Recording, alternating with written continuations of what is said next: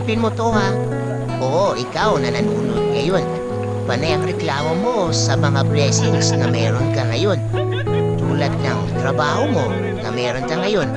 Habang yung trabaho mo ay pinapangarap ng iba.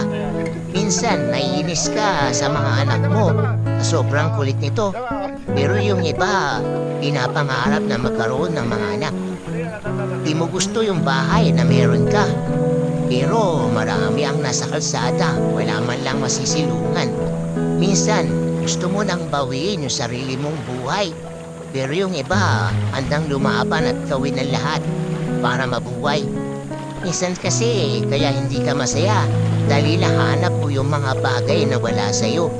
Alam mo, subukan mong tumingin sa paligid mo at makikita mo napakaraming bagay na meron sa'yo na pinapangarap ng iba. Huwag mo kasing hanapin yung mga bagay na wala sa'yo. Sa halip, magpasalamat ka kay Lord sa mga bagay na meron ka. Baguhin mo yung kaisipan mo dahil hanggat hindi mo binabago yung mindset mo, hindi ka kailanman magiging masaya. Dapat kailangan natin makontento. Ito ang inyong katropang Gala Vlog. Salamat sa pagsama. Meow!